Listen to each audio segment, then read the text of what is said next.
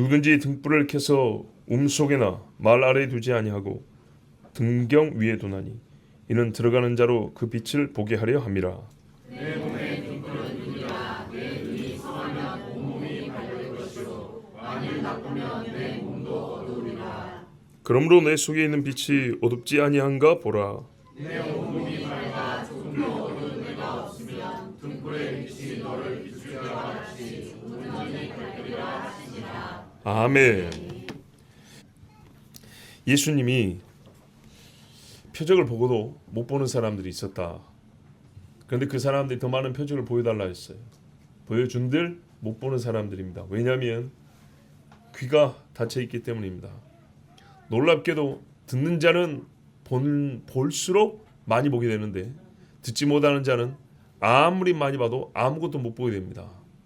귀가 열린 사람, 예수님의 표적이 아니라 말씀을 듣고 믿는 사람은 표적을 보여주면 아멘 아멘 하는데 말씀이 들리지 않는 자는 떡만 먹고 배부르고 집으로 돌아갑니다. 그리고 진짜 하나님 말씀 줄 때는 어렵다 하고 가버립니다. 여러분, 오늘 이 주신 말씀은 성경에 뭐랄까요? 가장 놀라운 이 말씀의 성취, 말씀을 몸으로 보여준 그런 사건이 있다 하면 현장에서 가늠하다 잡힌 여인의 이야기입니다. 이 여인이 어둠 속에 있었습니다. 그렇죠. 근데 그를 끌고 온 사람들은 자칭 밝은 자였는데 더 어두운 놈들이었습니다. 예수님이 이 여자에게 말씀하셨습니다. 그리고 돌을 들고 죽이려고 하는 사람한테도 말씀했습니다.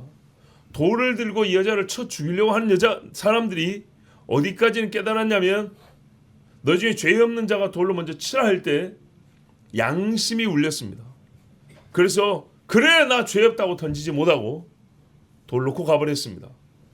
그러나 그 다음에 그들이 와서 조용히 니고데모처럼 밤에라도 와서 선생이요 어찌하여 제가 영생을 얻으리까 물어봤습니까? 아니었습니다.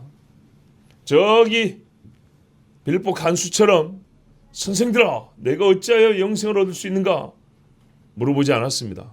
그들은 딱 거기까지였습니다. 예수님 말씀 어디까지 들렸냐면 양심이 울리기까지였습니다. 자, 그런데 가늠하다 잡힌 여자, 죽을 뻔한 그 여자, 예수님이 긴 말 안 했습니다. 여자여 어디 갔냐 그랬어요. 너와 나밖에 없느냐? 선생님 아무도 없고 우리 둘뿐입니다.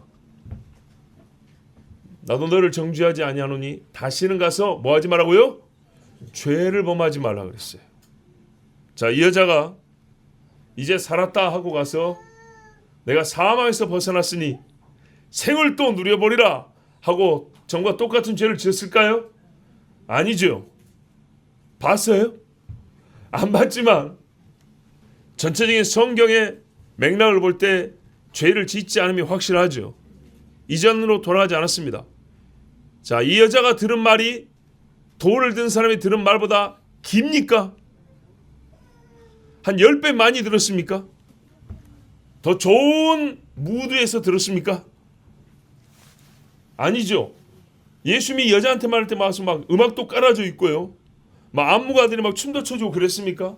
천사 와서 날개짓 해줬나요? 아니죠. 똑같은 그 아침에 차가운 대리석 바닥에 사람들이 절기 마지막 날 지킨다고 분주하게 오가고 있었고 여기저기서 구경하는 사람도 있었고 상황은 똑같습니다.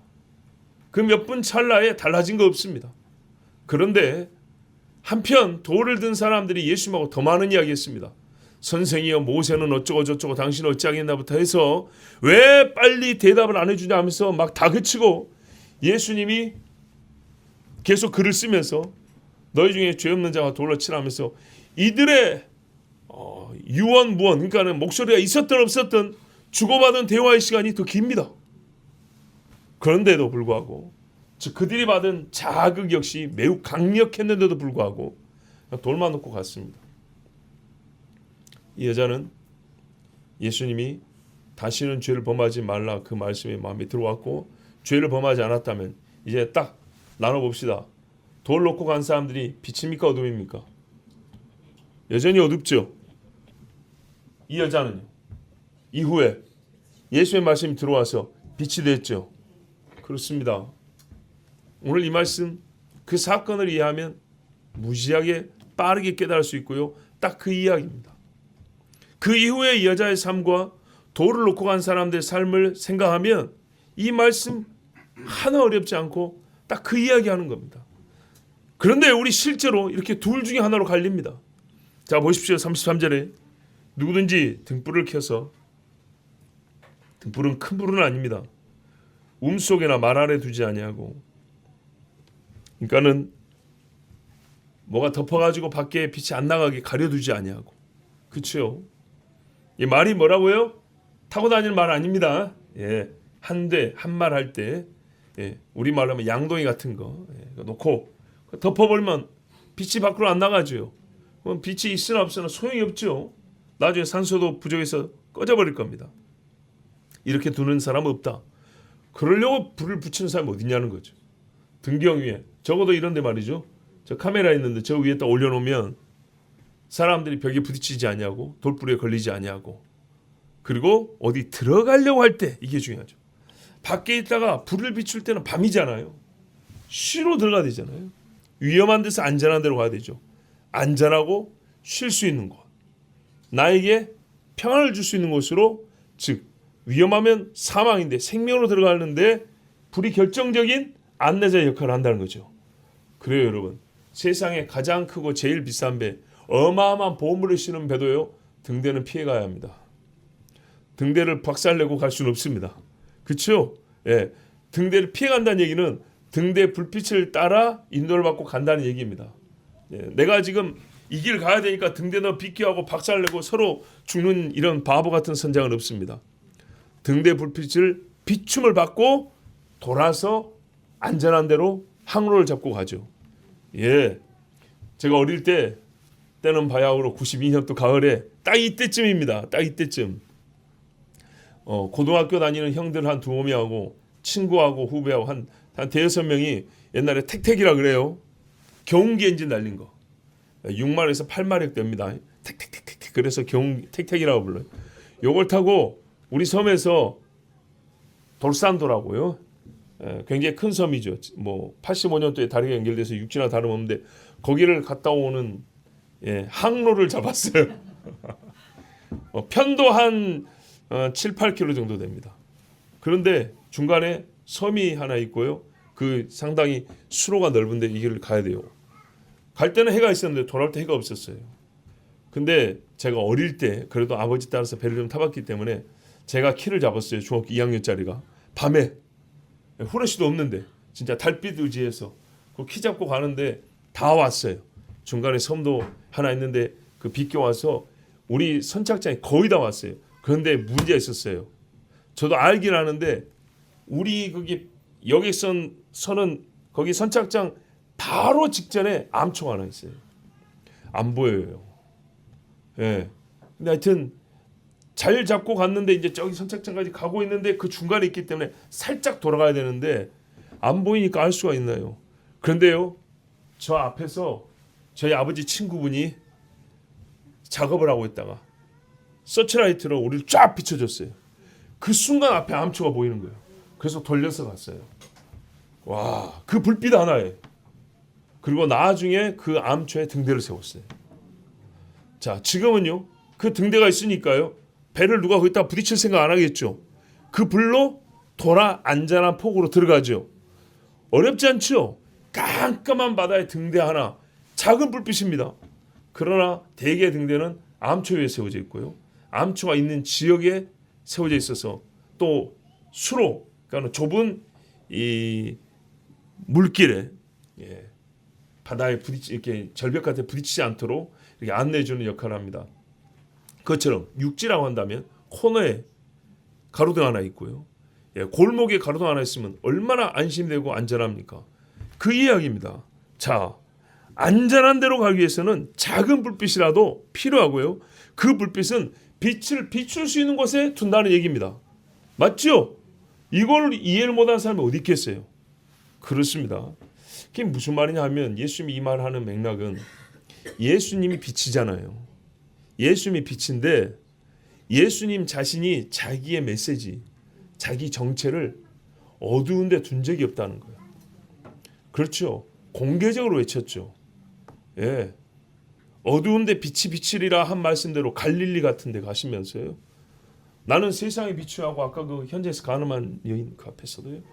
항상 나와 아버지는 하나이라 하면서 세례 요한도 드러놓고 외쳤어요. 예수님이 자기를 감춘 적이 없어요. 이 큰 빛, 등잔불 하나도 요만한 호롱불 하나도 켜져 있으면은 사람들이 안전하게 들어가는데 예수의 큰 빛이 이스라엘 전역을 돌아다니면서 나는 세상의 빛이라 이러고 돌아다녔어요. 그런데 이 빛을 못 볼 수가 있나요? 다 봤죠. 다 봤어요. 그러면 다 생명으로 들어가야 되겠죠. 그런데 생명으로 들어간 자가 손에 꼽아요. 왜 그럴까요? 빛이 없어서가 아니죠. 이거는 이해를 돕기 위해서 이제 말씀을 시작하는 서론 부분이에요.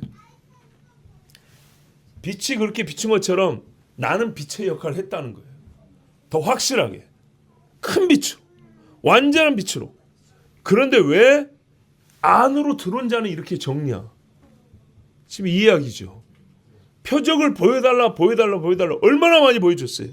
빛이 부족하냐는 얘기죠. 안 부족하죠. 근데 왜 그 표적을 보고 하나님 나라로 들어오지는 못하냐는 거죠. 지금 아까 금방도 귀신을 쫓아내면서 하나님 나라가 너희에게 임하였느냐 그랬는데 임한 하나님 나라에 들어온 자는 왜 없냐 이 말이죠. 이 작은 불빛을 보고도 안으로 들어오는데 이 큰 빛이 항상 외쳤는데 또렷하게 눈이 부실 정도로 비춰줬는데 왜 못 들어오냐는 거죠. 왜 못 들어올까요? 이게 감겨있다는 얘기입니다. 자, 34절 보세요. 내 몸의 등불은 눈이라. 이제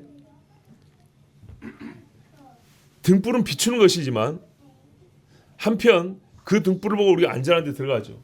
그래서 이 눈이라는 것은 눈 자체가 비춘다기보다는 눈이 등불과 같이 내 몸을 안전한 데로, 즉 생명을 끌고 가는 결정적 역할을 한다는 얘기를 하는 겁니다. 예, 막 눈에서 광선이 이렇게 나온다는 얘기가 아니고 그런 결정적 역할을 하는 게 눈인데 우리가 길에서는 등불이 있는 것처럼 몸에는 눈이 있다는 얘기입니다. 이 눈이 어떻게 해야 안전한 데로 우리를 끌고 가냐. 근데 진짜 지금 예수의 빛을 못 보는 거는 예수의 빛을 보고도 또 안전한 데 못 들어가는 이게 문제가 있다는 얘기입니다. 내 눈에 문제가 있다고. 자, 34절에 내 몸의 등불은 눈이라. 아까 등불 33절에 나온 그대로 받은 겁니다. 네 눈이 성하면 온몸이 밝을 것이요 만일 나쁘면 내 몸도 어두리라. 자, 바로 33절처럼 등불과 같이 눈이 기능을 한다면, 몸을 비추는 기능을 한다면 안전하게 들어야 할 곳으로 갈 수 있다는 겁니다. 근데 여기 눈은 지금 비유입니다. 비유기 때문에 단순한 시각기관을 말하는 게 아닙니다. 우리 시각기관은 물리적 빛을 보는 거죠. 그런데 여러분, 눈 자체가 밝아서 여기서 빛을 내서 후레쉬가 필요 없다거나 이런 건 아니죠. 아까도 보세요. 등불빛을 보고 눈이 그걸 보고 내 몸을 이끌어가죠. 그런 것처럼 이게 물리적 빛을 보고 가리는 그런 역할을 하는 게 아니고요. 영적 분별력을 예언하는 겁니다. 예, 여기서는 시각이 아니고요. 분별력입니다. 분별력도 우리의 감각기관으로 말하면 손의 촉감이나 청각이나 이런 게 아니고 지금 눈으로 가지고 얘기하는 거예요. 눈으로, 시각으로 영적 분별력을 얘기하는 거예요. 그러니까 다시 말하면 사람이 밝게 볼 수 있다면, 그의 눈이 바로 인식하고 깨달을 수 있다면 그는 자기 몸을 밝은 곳으로 인도해 갈 것이다 이 말입니다. 몸이 밝다는 것은 무슨 말이죠? 산다는 얘기죠. 눈이 밝으면 몸을 밝은 곳으로 이끌어갑니다.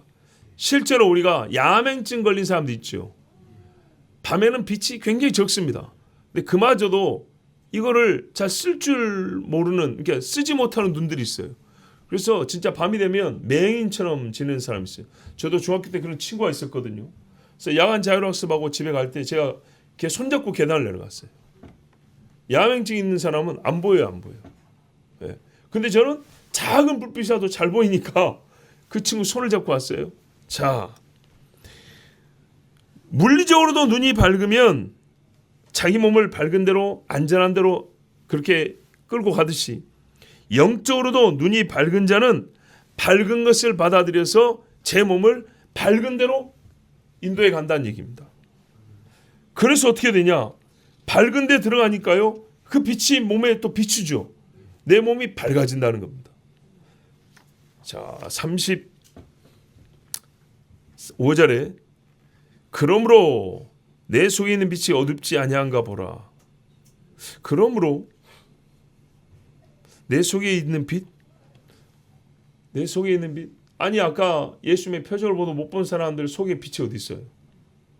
그러니까 지금 이 말씀이 무슨 말이에요? 34절에 너희들은 몸이 성하지 않다는 얘기잖아요.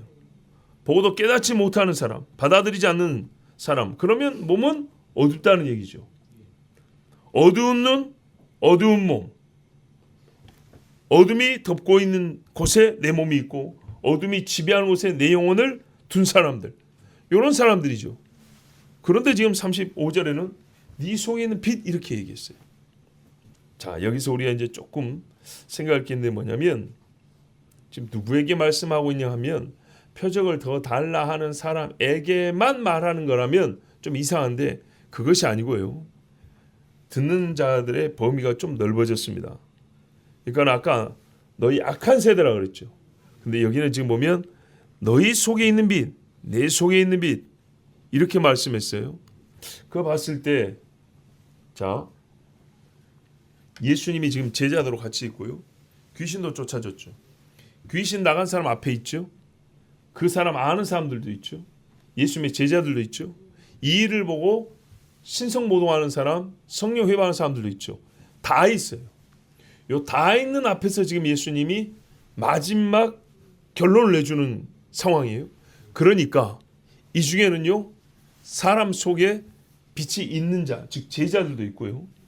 이 빛을 최소화했을 때 양심적으로 들었을 때 아까 그 현장에서 그 가늠한 여자를 돌로 치겠다는 사람처럼 그 양심의 빛이라도 갖고 있는 그런 사람들. 그래서 악한 자들이 할지라도 그 속에 조그만 빛이 있어요.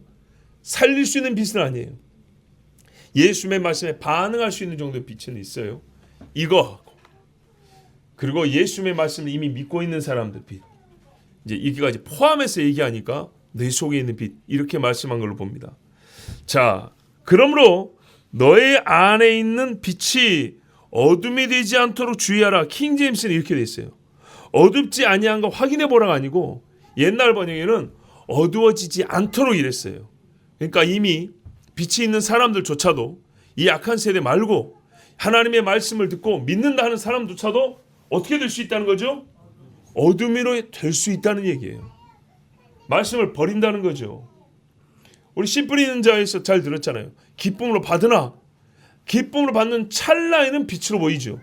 그런데 잠시 세상의 염려로 떨쳐버린다는 얘기입니다.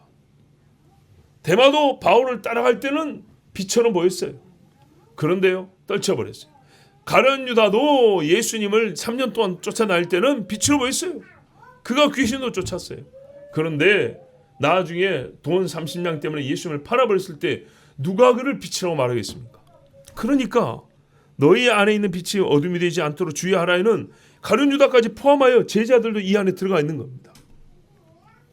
히브리서 3장 7절 이하에 보면 이 35절이 악한 세대와 예수님의 제자들까지 포함했다는 걸 알 수가 있는데, 왜냐하면 너희 안에 있는 빛이 어둠이 되지 않도록 조심하라 그랬죠.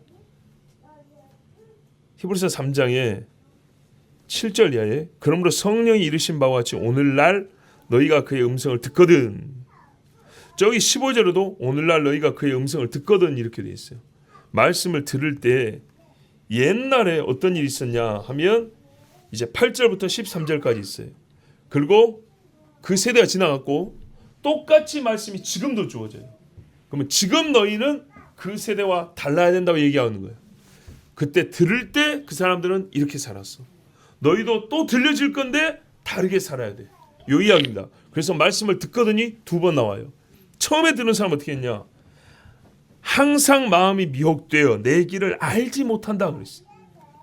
마음을 빼앗겨 가지고 수없이 광야에서 들었는데 하나님 말씀을 모른다 그랬어요. 귀가 닫혔죠? 눈이 어두운 자였어요. 그리고 어떻게 했냐? 마음은 누가 믿지 않는 악심을 품고 살아계신 하나님에서 떨어질까? 악심을 품었대요. 처음에 출애굽할 때는 찬송을 불렀어요. 하나님과 언약도 맺었어요. 그런데 계속 마음이 미혹이 되어서 악심을 품고 하나님께 떨어진 결과 어떻게 됐냐? 11절에 노하여 저희는 내 안식에 들어오지 못하라 그랬어요. 속에 빛이 없고 어둠이 있으니까 안식에 못 들어가는 거예요. 그래서 오늘 너희는 뭘 해야 되냐? 성도들끼리 하나님의 백성은 상호 뭘 해야 되냐? 매일 피차구나요. 언제요? 매일. 누가요? 피차. 너희 중에 누구든지 죄의 유혹으로 강팍해됨을 면하라. 마음이 굳어지는 것을 면하라 그랬어요. 계속 그 마음이 부드러워서 하나님의 말씀을 들을 수 있도록, 빛을 감지할 수 있도록 서로가 서로에게 권면하는 역할을 해야 한다는 겁니다. 이게 교회가 하는 일이에요. 죄 짓고 죽어있는 영을 보고 괜찮아 이거는요 세상의 상담자들이 하는 이야기예요. 우리가 시작할 때 확실한 것을 끝까지 견고히 잡으면 그리스도와 함께 참여한 자가 되리라. 끝까지 잡으면. 이게 광야 세대를 두고 결론 내린 거예요. 자, 끝까지 못 잡아서 안식에 못 들어갔죠. 마음이 떨어져 나갔다 그랬어요. 하나님에서 떨어져 나갔다. 자, 그러면 이제 히브리서를 주는 지금 세대에게는 뭐라고 하냐? 그러니까 똑같이 성경에 이르시되 오늘날 너희가 그의 음성을 듣거든. 노하심을 격동할 때와 같이, 그러니까 옛날에 광야 사람들이 했던 것처럼 하지 말라. 마음을 강팍하게 하지 말라. 듣고 경록케 하던 자가 누구냐? 잘 생각해 보라는 거예요. 애굽에서 떨어져 안 따라온 사람들이냐? 아니요. 모세를 쫓아 애굽에서 나온 모든 이가 아니냐? 모세 말을 듣고 애굽에서 나온 사람이라는 거예요. 엄청난 결단을 내렸죠. 그런데도 왜 광야에서 죽었냐 할 때 하나님이 보세요. 출애굽하고 끝이 아니라 가나안에 들어갈까지 계속 말씀을 주셨어요. 왜 우리는 죽은 시신이 가는 게 아니라 살아서 걸어가잖아요. 끝까지. 그래서 살아있는 동안에 계속 하나님 말씀을 들으라고 애굽에서 나올 때부터 안식에 들어가기 그 여정, 그 가운데 계속 말씀을 했어요. 지금도 여러분 우리 하나님 말씀 듣고 있죠? 오늘 이렇게 듣고 매주 듣는 것처럼 계속 이렇게 줬다는 거예요. 그런데 어떻게 했냐? 처음에 나왔을 때는 재밌다, 좋다 했는데 10년 듣고 20년 듣고 싫다, 지루하다, 재미없다, 세상 사는데 도움 하나도 안 된다, 하나님이 내 기도 안 들어줬으니 하나님 없나 보다 이러면서 마음을 강팍하게 했다는 거예요. 그래서 처음 받았던 빛이 없어져 버려요. 40년 동안에 다 없어졌어요. 범죄의 그 시체가 광야에 엎드러졌다 그랬어요. 그럼 하나님이 누구에게 맹세하사 안식에 못 들게 하느냐? 맹세하여 저주도 합니다. 하나님이. 곧 순종치 아니하던 자에게가 아니냐 그랬어요. 그 몸을요 계속 어둠으로 끌고 가던 자들 아니냐. 결국 믿음이 없는 자들이라 그랬어요. 자, 그러니까 믿는 자들에게는 이 경고를 할 필요가 없나요? 아닙니다. 해야 합니다. 피차 권하라 그랬잖아요. 불신자끼리 어떻게 피차 권해야 됩니까? 신자가 하는 것이지. 그러니까 예수님이 이 악한 세대에게 경고를 준 다음에 그러면 이 경고가 우리하고 상관없냐? 저놈들 아니죠. 우리도 같이 들어야 될 경고예요. 지금 너희가 빛이 있다 하더라도 그 빛이 어둡지 않게 해야 한다. 그러면 계속 어떻게 하는 거죠? 예수님이 말씀을 계속 들어야 된다는 겁니다. 그 빛을 계속 인도함을 받아야 한다는, 우리가 인식하고 깨닫고 받아들여야 한다는 겁니다. 믿음으로.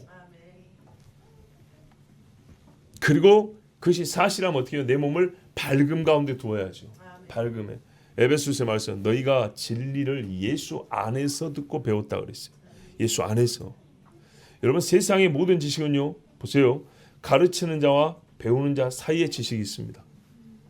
그래서 선생의 인격을 배우지 않고도 선생이 가르친 지식을 배울 수 있어요. 수학 선생님의 인격을 배우는 게 아니라 수학 선생님의 수학 실력을 배워요. 만약 인격을 배우면 전부 다 그 수학 선생님처럼 되겠죠. 그런데 그렇지 않아요. 수학 선생님 같은 실력은 가지게 돼도요, 그분의 인격과 성품을 그대로 따라하는 일은 천에 하나 만에 하나예요. 무슨 말인지 아시겠죠? 예, 세상의 지식은요 가르치는 자의 인격과 영과 분리되어 가능합니다. 분리되어 전해지고 가르쳐집니다. 그러나 진리는 그렇지 아니합니다.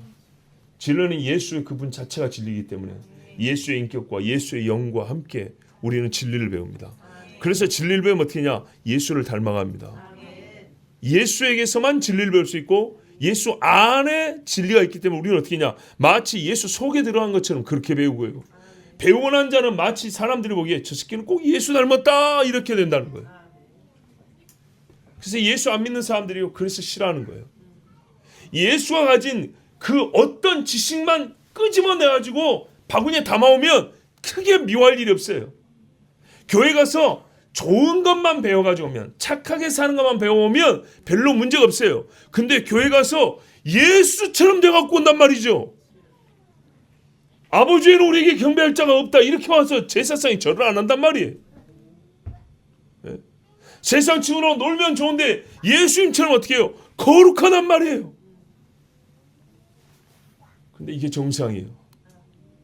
바로 이게 정상이에요. 그래서 오늘 말씀 이렇게 말한 거예요. 내 온몸이 밝아 조금 더 어두운 데가 없어진다 그랬어요.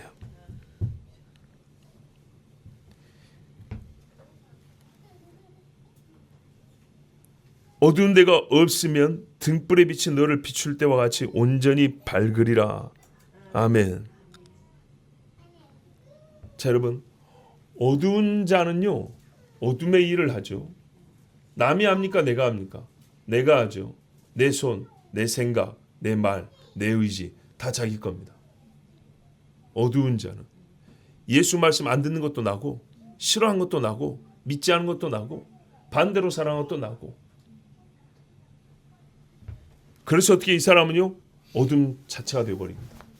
어둠입니다. 어둠이 저기 있는데 한 번 가서 손대고 오는 게 아닙니다. 손을 대면 손댄 나는 어둠입니다. 아닌가요? 도박하는 내가 어둠이지 화투장이 어둠입니까? 물론 화투장도 어둠이죠. 그런데요, 화투장이 지옥 갑니까? 내가 지옥 갑니까? 그렇죠. 행위한 사람이 지옥 갑니다. 마음이 어두운 자는 어둠의 일을 좋아하고 어둠의 일을 하여 자기 몸을 어둡게 합니다. 그래서 잘 보세요. 살인자들은 옆에 하면 살의가 느껴지죠. 눈빛이. 그렇죠. 그 사람이 살인자이기 때문입니다. 선량한 사람은요 옆에 하면 편하죠. 얼굴 보면 안심이 되죠. 안심이 된다고요. 그래서 제가 몇 번을 얘기합니까? 길 가는데 골목길 하는데 저기 건장한 남자 5명이 마주오고 있으면 겁 안 낼 인간이 어딨냐고요. 밤에 겁나죠? 그런데 들어보니까 뭐라고 그래요? 야, 오늘 예배 드는데 나 얼마 은혜 받았는가 몰라. 오늘 하나님 말씀에 이런 거 있었잖아. 내일도 우리 새벽기도 같이 갈까? 5명 이런 이야기하고 와요. 안심 돼야 안 돼요? 되죠? 이 땅이 평화로우려면요 예수를 믿어야 돼요. 예수를. 사실이잖아요. 한번 테스트 해볼까요? 부인할 사람이 어디 있어요? 하나님 말씀 어려운 거 하나도 없어요. 빛이라고 빛, 그 사람들이 가로등보다 훨씬 더 밝은 빛들이 오고 있다고요. 저기. 그런데 오는데 이런 애들 오면 돌아가야죠. 그죠? 어둠이잖아요. 가로등이 없어 어둠인가요? 사람이 어둠이라니까요. 잘 안 해요. 세상 사람들도. 다른 사람도 그렇게 느낄 겁니다. 예수 믿는 사람들 입에서 암송을 하고 오고 있다. 찬송을 부르고 있다.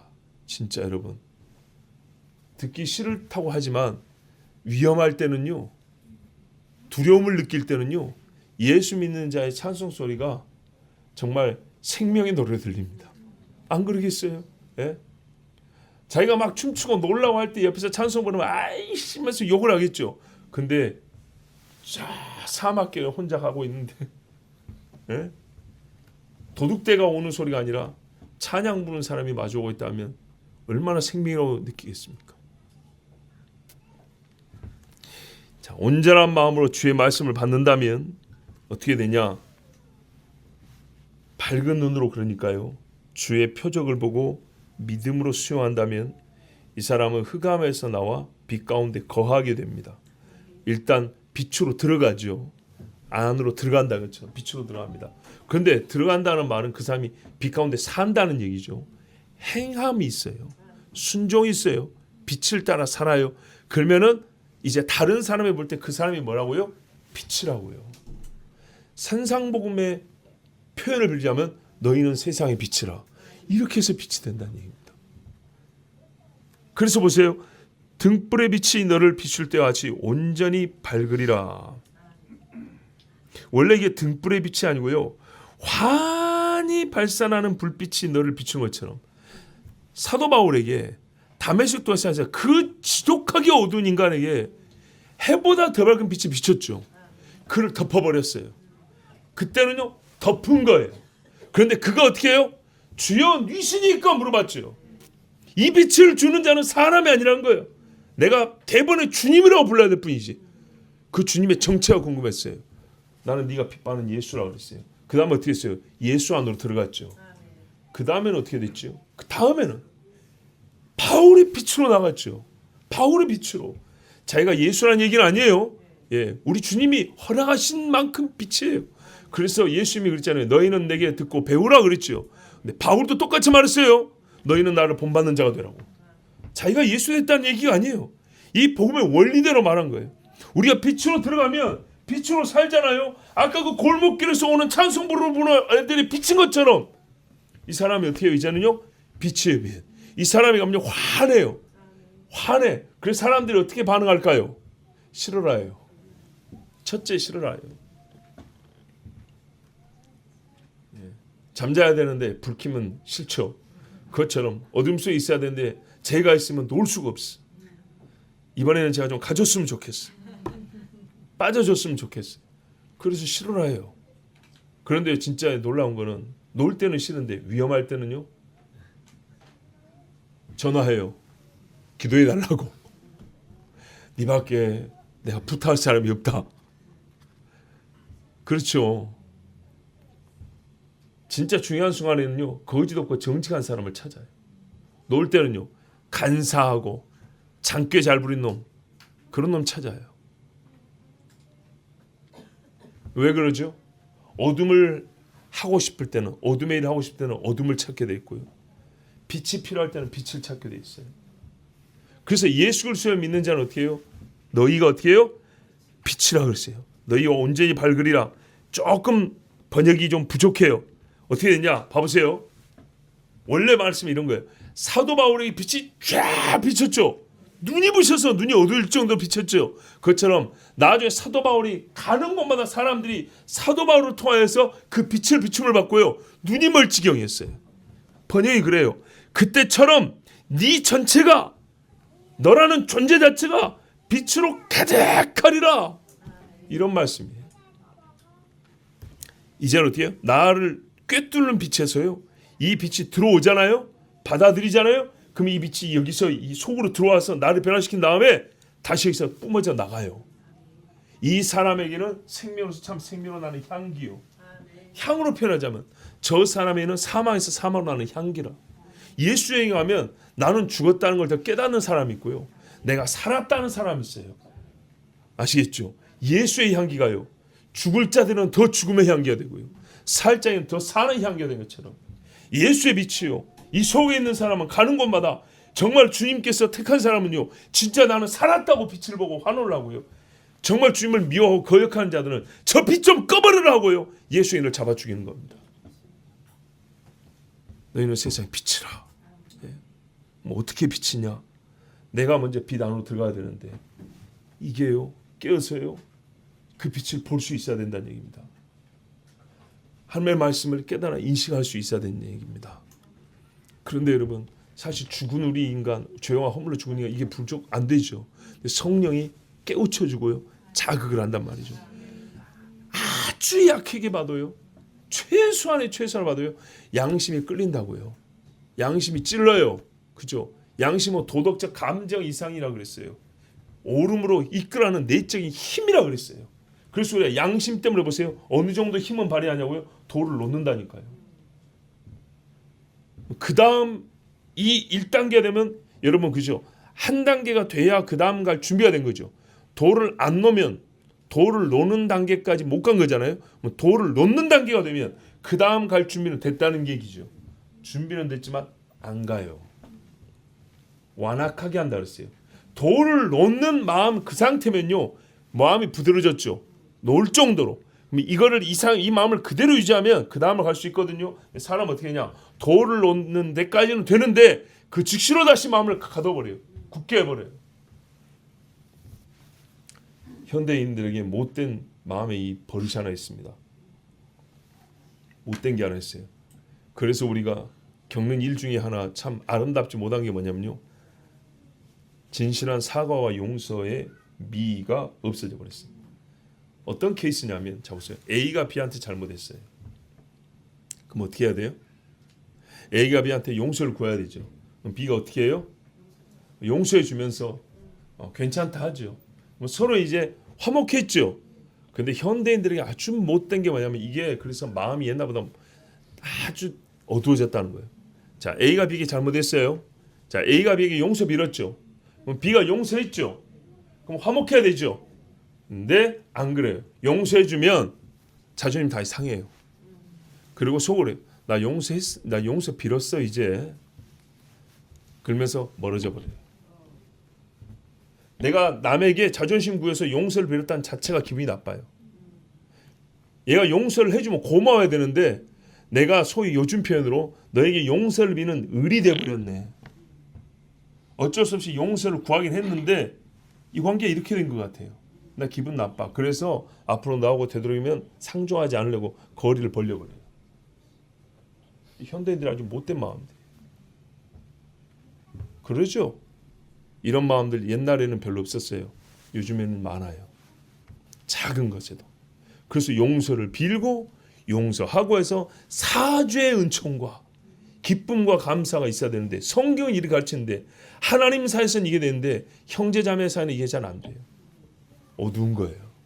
네 속에 있는 빛이 밝은가 한번 확인해 보라 그랬어요.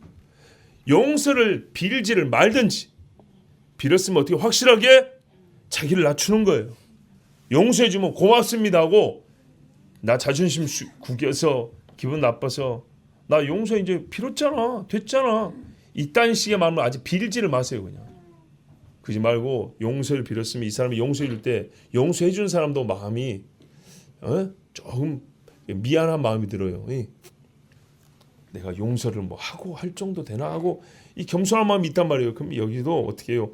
용서를 빈 다음에 서로 진짜 그 뒤부터는 아무 일도 없었던 것처럼 그렇게 좀 애를 써야 되는데, 서로 자존심은 그대로 다음에 겉으로만 용서를 빌고 용서해 준 것처럼, 그래서 꽁 해갖고 이렇게 벌어져 살아요. 이게 뭐예요 이게? 예수님이 이렇게 가르쳤습니까? 1만 달란트는커녕 한 데나리온도 안 돼요. 한 데나리온도. 그러니까 하나님 앞에 용서 구하는 것도 안 되는 거예요. 안 돼요. 회개가 그렇게 쉽게 안 나오죠. 어릴 때부터 자 이렇게 컸다고 해보세요.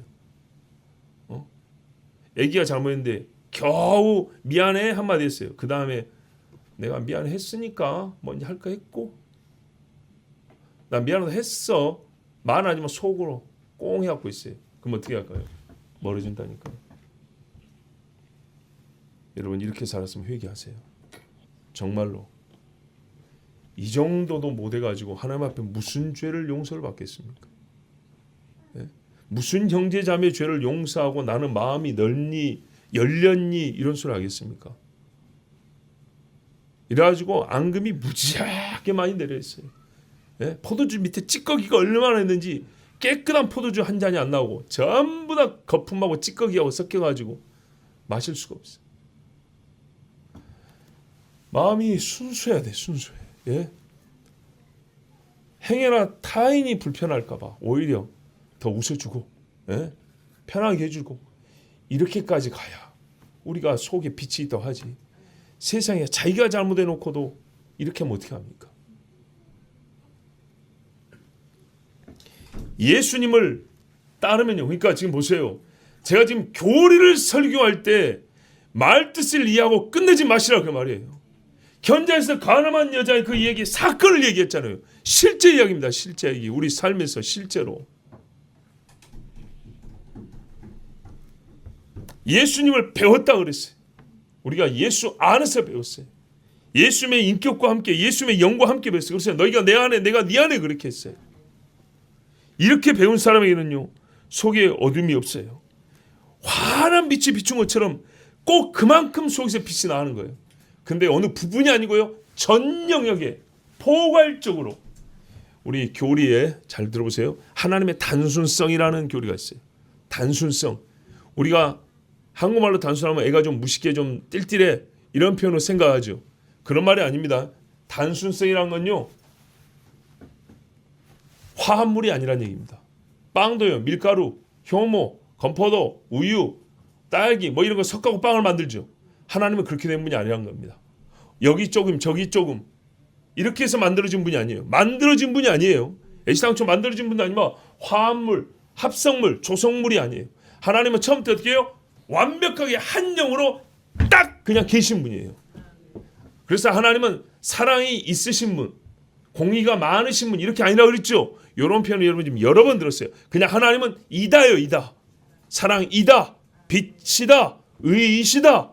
아버지시다. 아시겠죠? 예. 한국말로 이다. 영어로 이죠. 하나님은 뭐다. 그 통으로 이거예요. 통으로. 그럼 어떻게 했냐? 사랑과 공의는요. 이게 다 100% 하나님 안에 있다니까요. 100%. 여기는 공의만 나오고 저기는 사랑만 나오고 그러지 않아요. 그래서 모든 하나님의 속성 동연적이라고 그래요. 함께 있어요. 함께. 통으로 하나로. 그래서 어디를 찔러도 하나님의 모든 속성이 다 나오는 거예요. 어떤 사건에서 하나님의 모든 속성이 다 보이는 거예요. 아시겠죠? 자, 그것처럼 빛이 안으로 들어왔어요. 나를 완전히 덮었죠. 그리스도인들은요. 그래서 여기서 이제 빛이 어떻게 나냐? 포괄적으로 나가는 거예요. 똑같이. 하나님의 단순상처럼 빛이 우리를 꽉 채우고 있어요. 나 전 존재를 그냥 빛 이런 거예요. 빛. 시간적으로 밤이나 낮이나 새벽이나 한낮이나 빛이 나가는 거예요. 공간적으로 집에 있을 때나 회사할 때나 버스 탈 때나 걸어갈 때나 관계적으로 선생님이나 애인이나 친구나 자식이나 관념의 영역에 있어서 사랑에 대하여 의에 대하여 물질에 대하여 정치에 대하여 생각할 때도 빛. 어둠의 생각이 아니에요. 언어에 있어서도 말이죠. 제가 가끔 여러분에게 이제 설교할 때 이 세상적인 표현들을 흉내를 내서 말을 하는데 우리 일상생활에서는요. 예수 믿는 사람은 언어가 다르죠. 언어의 거룩함.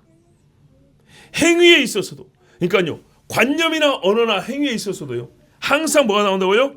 빛이 나온다고요. 모든 사건을 빛으로 대한다 이 말입니다. 긍정적으로 말한다는 게 아니에요. 빛으로 대하기 때문에 어둠을 비추어요. 같은 빛을 만나면요. 빛과 빛이 만나면 더 밝은 빛이 되죠. 이 사람을 만나면 빛이다 해서요. 내가 만약에 비치면 그와 함께 더 큰 빛이 되고요. 내가 만약에 어두우면 그가 비칠 때 나는 그로 만나면 비춤을 바쳐서 내가 어떻게 해요? 들어갈 문을 찾게 되는 거예요. 그 좁은 문을. 여러분 성경이 이렇게 말합니다. 성경이 절대로 그러므로 우리가 내 안에 있는 빛이 어두운가 어두워지고 있는가를 확인해 봐야 합니다. 우리가 하나님의 말씀을 듣고 전혀 깨달음도 없고 감흥이 없다는 말은 눈이 어둡다는 얘기고 빛이 없다는 얘기입니다. 그런데요 오늘 이 설교도 저희가 저같은 이런 작은 자의 설교도 뭔가 찔리는 게 있고 옳다 하는 데가 있어요.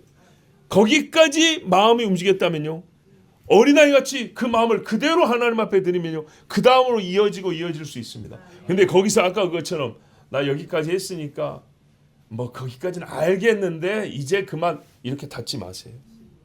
하나님이 이끌어가는 대로 그대로 하세요. 더 많이 보일 겁니다. 더 자세히 들릴 것이고 안식으로 들어갈 겁니다. 믿음은 들으면서 난다 했어요. 생명의 말씀 그러면 더 보입니다. 창조부터 종말까지 싹 보입니다. 그러면 우리가 어떻게 해요? 빛 가운데서 그 우리의 삶의 생활을 살아가기 때문에 밖에서는요 내 속에 있는 빛이 발산하여 보입니다. 어떻게 해요? 어느 한 영역에서만 어떤 한 때만 아니요. 모든 시간 모든 영역 모든 사건에서 그 사람은 빛으로 보입니다. 우리 주님이 이렇게 원하시는 거예요. 예. 성령이 충만한 사람 깨어있는 사람 오늘 표현하면 빛의 사람입니다.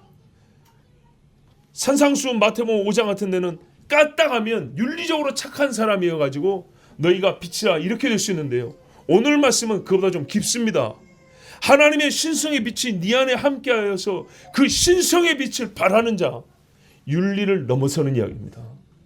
네 자체를 표현하기를 저 사람은 빛이라 할 정도로 그렇게 우리가 예수 그리스도의 빛 가운데 있어야 한다고 말씀합니다. 여러분, 주님께 표적을 두고 할 때가 아닙니다. 하나님의 말씀을 믿을 때입니다. 우리 함께 이 시간에 기도합니다. 하나님 아버지, 말씀을 주셔서 감사합니다. 부족한 자가 전했고 좀 우리가 참 지혜롭지 못한 자들이 들었습니다. 우둔 아이 입술이 전했고 아직 어린 자들이 들었습니다. 그러나 아버지 하나님, 오늘 우리가 부족한 입술이지만은 무슨 말씀인지 전하기에 알아듣기에 충분했고, 우리가 아직 많이 지혜롭지 못해도 지금 알아들은 이 말씀만 갖고도 빛 가운데 들어가기에 어려움이 없습니다. 아버지 하나님, 우리에게 믿음을 주시옵소서. 순종하여 행하게 하여 주시옵소서. 우리 안에 빛을 받고 또한 빛을 발하는 백성이 되게 해 주시옵소서. 세상이 어두워진다 하지 말고 사소한 일에서부터 모든 일에 이르기까지 하나님 빛으로 살게 하여 주시옵소서. 예수 그리스도의 빛을 받을지어다. 우리 주 한번 부르고 기도합니다. 주여, 살아 역사하시는 아버지 하나님 감사합니다. 오늘도 여호와의 백성들에게 말씀하여 빛을 비추신 아버지 하나님이여, 아멘. 주여 감사합니다. 우리가 하늘로부터 내려오는 모든 하나님의 말씀을 듣게 해주셔서 감사합니다. 마찬가지로 우리가 이제는 하나님의 소리가 되어서 이 세상 모든 사람이 우리를 통하여 하나님의 소리를 듣게 하여 주옵소서. 우리가 하늘로부터 비치는 모든 빛을 받았으므로 말미암아 이제는 이 세상 사람들이 우리를 보고 너희는 세상의 빛이라 말할 수 있게 하옵소서. 어떤 사건에서도 우리 입에서는 하나님의 말씀 소리가 나오게 하여 주시고, 모든 상황에서도 우리에게서는 그리스도의 빛이 비쳐나가게 하여 주시옵소서. 여기까지 주님이 원하시는 바라 하였습니다. 너희가 구원을 받고 끝난 것이 아니라 구원받은 자로 사는데, 구원받은 자로 산다 하면 나와 같이 삶이니 나와 같이 빛이 되어야 한다 말씀해 주셨습니다. 너희가 내 안에 가면 열매를 많이 맺을 것이니 곧 내 말이 너희 속에 있으면 너희는 빛의 열매를 맺느라 빛의 자녀처럼 행하라. 아버지 말씀 받았습니다. 아버지, 우리는 빛의 자녀입니다. 빛으로 살겠습니다. 빛이 되겠습니다. 세상이 싫어하는 빛도 되겠습니다. 죽어가는 영혼들이 사랑하는 빛도 되겠습니다. 아버지 하나님, 항상 그리스도의 빛을 발하는 여호와의 모든 백성이 되게 하여 주시옵소서. 예수 그리스도의 이름으로 기도하옵나이다. 아멘.